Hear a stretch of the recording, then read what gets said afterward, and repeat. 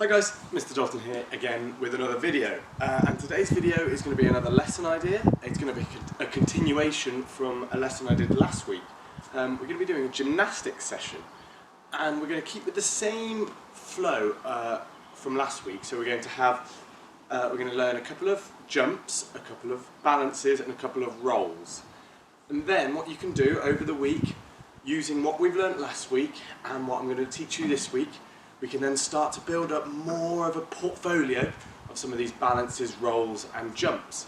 And then when we come to it next week, we'll start to put them all together and build a sequence. But we've got to learn the rolls and the balances and the jumps first. So I'm going to teach you two more of each one today, and then next week we'll look at putting them all together and creating our very own sequences. Right, first things first, I've got a nice soft mat here. I would recommend today, especially with some of the rolls we're doing, I'd recommend trying to do this on as soft a surface as possible. Don't worry if you've not got a mat, just maybe some grass or a nice carpet inside, but on a wooden floor it might be a bit painful. So that's my first little bit of safety advice for you. Secondly, right, let's get straight into it. We're going to look at a couple of balances today. So last week we looked at the hollow and the dish, I believe, and this week we're going to start with one called a tuck sit. It's called a tuck sit because what we're going to do, sit on our bottoms and our knees, very much like our tuck jump, we're going to tuck into our chest like this. We've got to balance just at the base of our back or the top of our bottoms. Okay?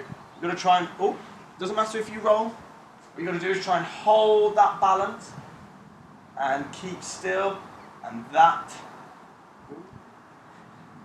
Here we go, and I'm keeping as still as I can, holding it for 5, 4, 3, 2, and 1. Well, you'll feel a little bit of a curve at the bottom of your back, just where your bum's about to start. That's kind of where you want to be balancing. And again, with this next balance called the V-sit that I'm going to teach you, that's the kind of place you want to be balancing again. This one I'm not very good at. So I'll be practicing through the week to get this as good as possible, and I hope you can too. Okay. So, we're going to lie on our backs, we're going to stretch our hands out, and then what we're going to do is we're going to try and make a V shape with our body as best as we can, like this, a V. So my legs come down, my arms come up, and I'm balancing in a nice V position. You're going to try and hold that balance for as long as you can.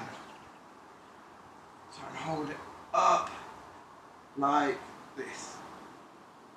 Good. Good. Keep practicing those through the week so that you can perfect them, and then when you come to your sequences it will look really seamless and fantastic.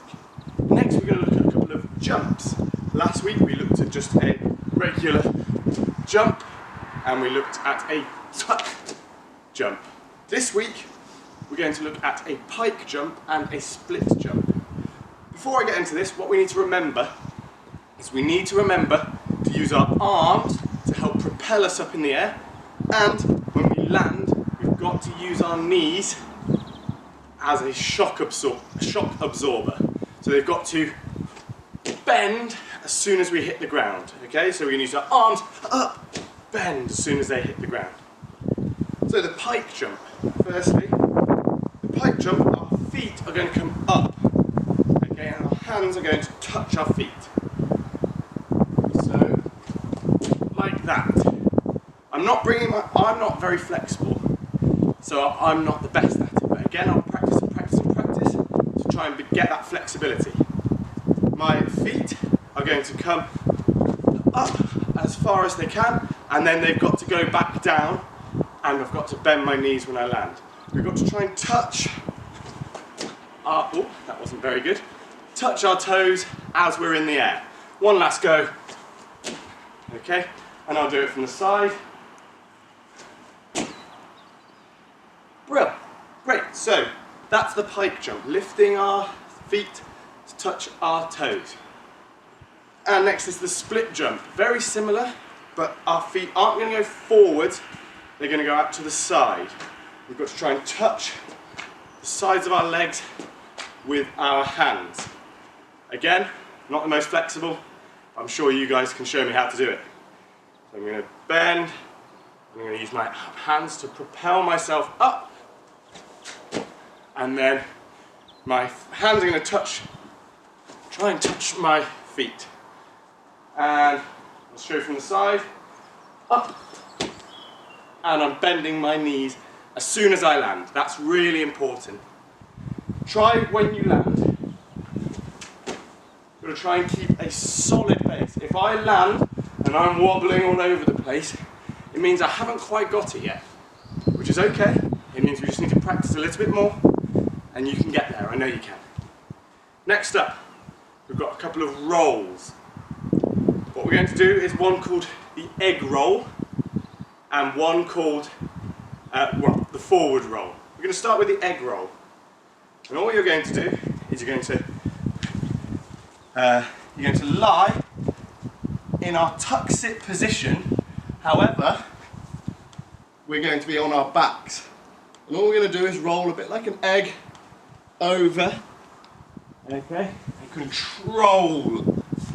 control that roll, okay. I'll show you from a sideways point of view. I apologise for the angle. And you're going to go over, try and use that momentum to take you through. You've got to start on your back. On your back, you're going to roll onto the fronts of your shins and then back over onto your back. So if I show you sped up, it will look a little bit like this. We're going to go over and round. Okay? Right. One last roll to go. And then I'll leave you guys to practice throughout the week. And then we can look at sequencing them next week. So this one is the reason why I've got this mat today. It's our forward roll. And there's a lot of things which could go a little bit wrong if not done properly. So it's really important that we are watching this part, we're taking everything on board, ready to do a safe forward roll. First things first, what you need to do is have your feet about shoulder width apart from the edge of my mat. I'm going to put my hands open opposite my feet, okay? Maybe slightly wider. And then it's really important I tuck my chin. My chin is going to tuck right down to my chest. Okay, so my chin is tucked and then I'm going to straighten my legs, which will then already start to push me over. Okay, I've got to keep my hands in this firm base here. So I'm going to tuck my chin, stretch my legs up, and then I'm going to just push myself over. Okay, I'm not landing on the top of my head. Because my chin is tucked, I'm almost landing on the top of my back, sort of around that area. So let me show you again. Feet shoulder width apart, hands slightly wider, okay. I'm going to tuck my chin, lift my arms, lift my legs, and then over I go. Alright? So we're using that curve of our back to help us roll over. So I'll show you in real time. So, and up. Because that momentum of the roll will take you up. What you may need to do is get your parents to help you and guide you over, to help you just to get that confidence to start with. And then when you start to build that confidence, you'll be able to do it a bit more independently and keep practicing and get it ready to put in your sequence next week.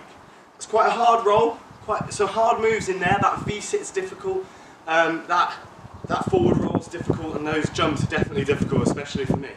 But with the practice, I have no doubt that you'll be able to get there and do it perfectly, ready for our sequencing next week. Thank you very much for watching, guys. Look forward to seeing you next time. Bye, guys.